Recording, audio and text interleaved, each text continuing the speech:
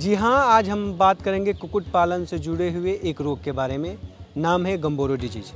ये रोग किस तरह से मुर्गियों के लिए खतरनाक हैं और इसके अलावा और कौन कौन से पक्षियों में ये रोग पाए जाते हैं, क्या है लक्षण, कैसे इसका उपचार करें, क्या है टीकाकरण, सब कुछ आज हम आपको बताने वाले हैं। ये जो पूरी जानकारी देंगे ये हैं बिहार वेटनरी कॉलेज में कार्यरत डॉक्टर कौशल कुमार, जो कि पशु रोग विशेषज्ञ हैं। तो सर, ये गम्बोरो डिजीज है क्या और ये कितना पोल्ट्री के क्षेत्र में खतरनाक है? जी, बिल्कुल अहम सवाल किया है आपने कि ये गम्बोरो डिजीज़ जो है वो कुक्कुट पालकों को कितना आक्रांत करता है और क्या इसके लक्षण हैं, उनको ये जानना चाहिए, बखूबी जानना चाहिए कि क्या क्या लक्षण हैं जिससे देखकर वो अपने फार्म में एहतियात बरतें। तो गम्बोरो डिजीज़ को दूसरा जो प्रचलित नाम है उसका नाम है इन्फेक्शस बर्सल डिजीज़। और गम्बोरो डिजीज़ जो नाम रखा गया है, ये गम्बोरो एक वैज्ञानिक थे, उनके नाम पे इस डिजीज़ का नाम रखा गया है। मुख्य तौर पर ऐसा देखा गया है कि ये जो डिजीज़ है वो मुर्गियों और टर्कीज़ में देखने के लिए मिलता है। मुर्गी और टर्की में देखने के लिए मिलता है। जो पशुपालक भाई टर्की के पालन में लगे हैं वो भी ध्यान दें और इसका लाभ उठाएं। जहाँ तक लक्षण का सवाल है अंकित जी, तो मुख्य तौर पर ये जो बीमारी है वो 15 दिन 2 हफ्ते के बाद के मुर्गियों में देखने के लिए मिलता है और इसमें जो मृत्यु दर है वो 3 हफ्ता से 6 हफ्ते की मुर्गियों में ज़्यादातर देखने के लिए मिलता है। इस रोग में पक्षियों का रोग प्रतिरोधक क्षमता अचानक से एकदम कम हो जाता है। ठीक है, इसमें किसी भी सेकेंडरी बैक्टीरियल इन्फेक्शन होने के बहुत ज़्यादा चांसेस होते हैं। इस रोग से एक बार अगर रोग का आक्रामकता अगर कुक्कुट क्षेत्र में हो गया तो ये जाहिर सी बात है कि जो भी पक्षियों को ये रोग होगा उनकी रोग प्रतिरोधक क्षमता कम रहेगी, तो साथ ही साथ उसमें बैसिलोसिस या फिर साल्मोनेलोसिस, ई कोलाई के इन्फेक्शन भी कंकरेंट देखने के लिए मिलते हैं।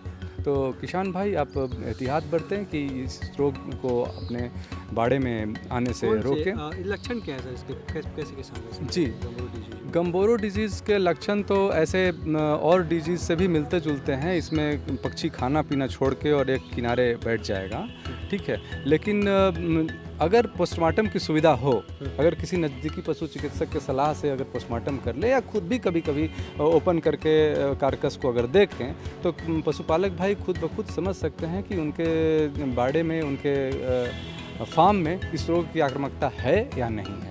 सर्वप्रथम अगर हम जैसे ही ओपन करेंगे बर्ड को पोस्टमार्टम करने के लिए, तो उसके जंघाओं पे लालिमा नज़र आएगी, हिमरेजेस नज़र आएंगे। उसका जो पेक्टोरल मसल है वहाँ पे हिमरेज देखने के लिए मिलेगा। इसके आगे जैसे ही हम हिमरेज वो ब्लीडिंग हुआ रहेगा, लाल दिखेगा वो, ठीक है। इसके अलावा जैसे ही हम लोग उसका पेट खोलेंगे और जहाँ पथरी का इलाका है, जो जगह है जहाँ जो खाने का जो पेट होता है मुर्गियों का, जिसको प्रोवेंटिकुलस और गिजार्ड बोलते हैं, तो प्रोवेंटिकुलर और गिजार्ड के जंक्शन पे आपको हिमरेजिक लाइंस देखने के लिए मिलेगा, जो ब्लीडिंग देखने के लिए आमतौर पर मिलता है। इसके अलावा जो सबसे ज़्यादा प्रमुख ऑर्गन इस डिजीज़ में अफेक्ट होता है वो बर्सा है।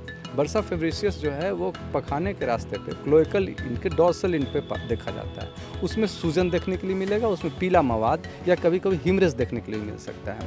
ये जैसा कि मैंने बताया कि ये रोग 15 दिनों के बाद ही देखने के लिए अक्सर मिलता है। 15 दिन तक मैटरनल एंटीबॉडी सपोर्ट करता है। में कौन से मुर्गियों में होगा, जो बॉयलर है उसमें या जो देशी मुर्गी पालन करते हैं उसमें, किसमें सबसे ज़्यादा? देखिए, ये विदेशी नस्ल के पक्षियों में ज़्यादातर देखने के लिए मिलेगा, क्योंकि जो वनराजा है या जो देशी पशु है, पक्षी हैं, उनमें ये रोग प्रतिरोधक क्षमता खुद ब खुद अच्छी होती है, तो उसमें कमतर देखने के लिए मिलता है। लेकिन जो पशुपालक भाई, जो ब्रॉयलर फार्मर, जो वाइट लेग हॉर्न या फिर RIR या फिर इस तरह के जो विदेशी या जो ब्रीडर फार्म से जो चूजे ला रहे हैं, उनमें ये होने की अधिक संभावना है।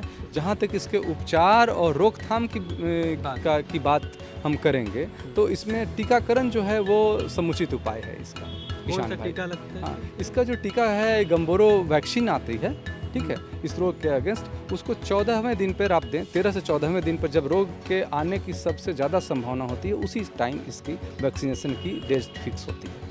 13 से 14वां दिन रूटीन वैक्सीनेशन करें किसान भाई, जो कुक्कुट पालन में लगे हैं गम्बोरो के अगेंस्ट, ताकि पशुओं की रोग प्रतिरोधक क्षमता बनी रहे।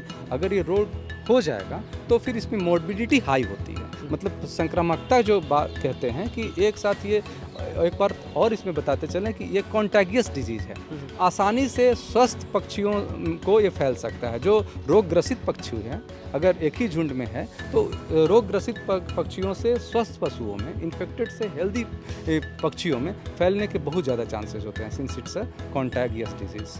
सो कुक्कुट पालन में जो किसान भाई लगे हैं वो इस बात का ध्यान रखें कि जैसे ही पक्षी उनकी बीमार हो उसको अलग करें, ताकि स्वस्थ पशुओं में, पक्षियों में ये नहीं फैले।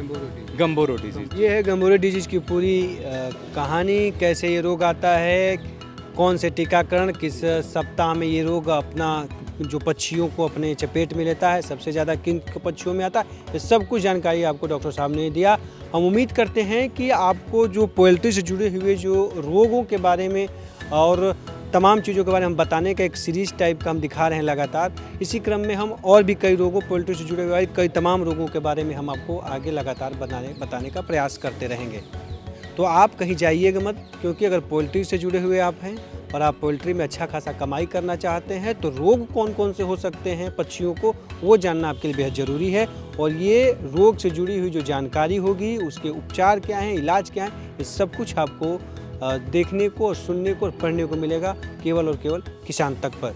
तो आप किसान तक के चैनल के साथ तो जुड़े रहिए, साथ ही साथ हमारे वेबसाइट पे भी जाके हमारे चैनल जो वेबसाइट है उसको भी फॉलो करिए, ताकि आपको लगातार पोल्ट्री से जुड़े हुए रोग और तमाम चीज़ों के बारे में जानकारियाँ देते रहेंगे। तो इस पूरे सीरीज में डॉक्टर साहब का हम बहुत बहुत शुक्रिया अदा करते हैं कि सर ने अपना बेशकीमती समय दिया। और भी खेती, कृषि और पशुपालन से जुड़ी तमाम बड़ी खबरों के लिए देखते रहिए किसान तक। नमस्कार। अगर ये वीडियो आपको पसंद आया है तो इसे लाइक ज़रूर करें। अगर चैनल अभी तक सब्सक्राइब नहीं किया है तो कर लें और नोटिफिकेशन पाने के लिए बेल आइकन भी दबा दें।